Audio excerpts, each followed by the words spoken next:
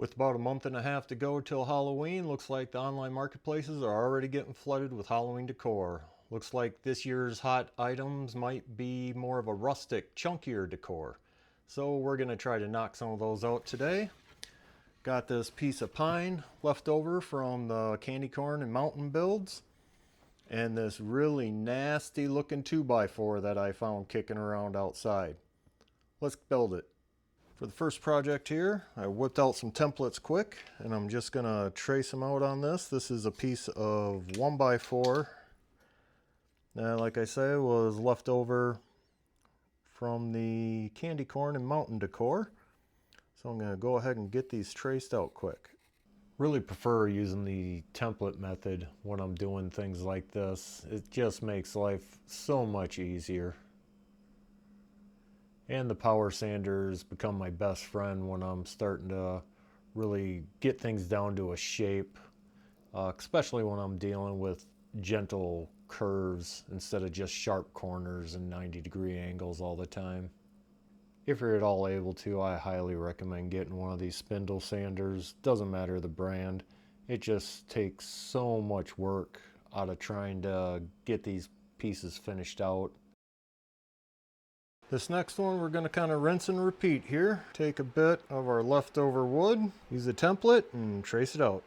Decorations really haven't changed a whole lot over the years, so it's up to us to make our decorations pop a little bit more with the finish. I'll do a reveal here at the end of the video and show you what I mean. The bandsaw works fairly decent for batching these out. I think a scroll saw would actually be more appropriate for this with some of the sharper corners. But anything I can't get with the bandsaw, power sander will take care of.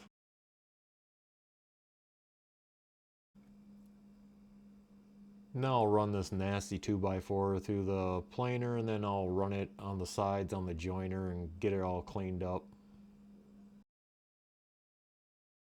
Whew, it turned out to be a 90-degree day here, and I am 90% sure that it is over that in this shop right now.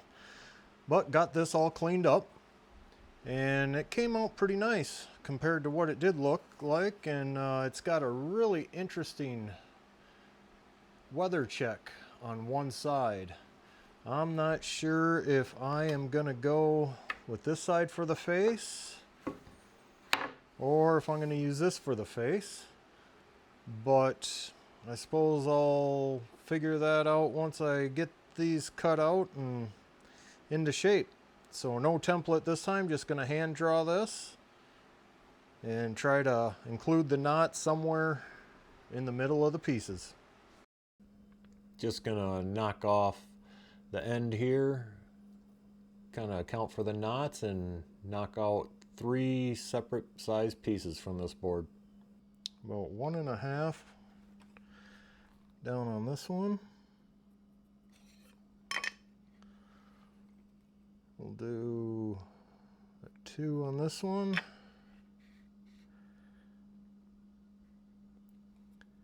And a 2.5 on this one.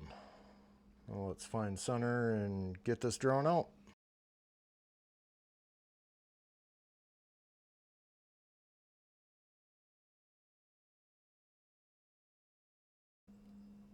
At this point, the bandsaw so far is probably my most used saw for a lot of these smalls that I'm knocking out.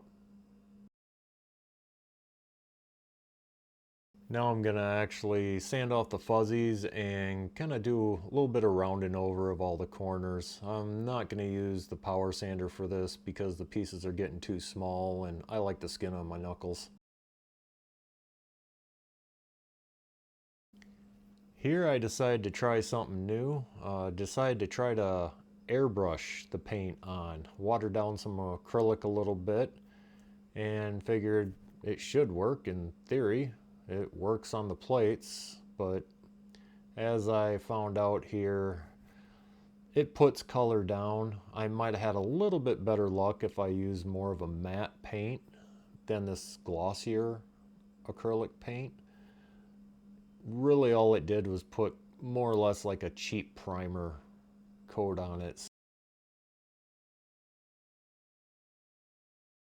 So, like my shop teacher told me years ago, use all the fancy gadgets you want. Eventually, you're going to be finishing it by hand.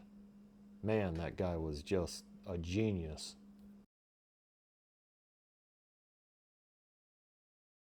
And here we have it. We got our ghosts, our bats, and our cats. All basic, simple projects. You can knock these out, any one set of these you can knock out probably in an hour or better. But now let's get to that big reveal I promised. That little something that's going to set your projects apart from the rest of the crowd. First up, we got our ghosts. Now these light up an enormous amount. What you're seeing there is the actual reflection off this countertop that I got on my workbench. I did use quite a bit of this paint since I went around the border of the entire ghost and the eyes and the mouth, but they are probably the ones that have the biggest wow factor and the biggest pop. And obviously I used a glow-in-the-dark paint, but I will throw an affiliate link in the description for this paint because this paint actually dries pretty transparent.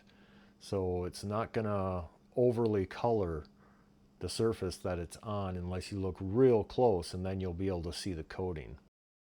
Next up is the bats. Now I did use the same paint I used on the ghost for the outside border of the bats, but I only put it on the distressed areas. That way I left the black alone so it wasn't a complete outline. The eyes I used a different type of paint that I will also leave an affiliate link for in the description. And finally the cats. Again, around the border I did use the same paint that I did on the ghost, and just like the bats I only put the paint on any areas that I distressed and took the paint off. And for the eyes I used a different type of paint just to give them a little different look and feel, so those eyes will really pop when it's dark in the room. So I think what I'm probably going to do with all these is wait till it gets a little bit closer to Halloween. And my daughter, she's 5, she just adores decorating. So I think I'll let her put all these out and just let her kind of pick and choose where she wants to put everything, and not mention that they're going to glow. And it should be a pretty good kick watching her eyes light up when these things start glowing when the room gets dark. And there you have it. That's what just a little bit of outside the box thinking will do. That'll make your projects a little bit better and a little bit different than everyone else out there selling the same Halloween decorations year after year. So that's going to wrap it up this time. Thanks for watching.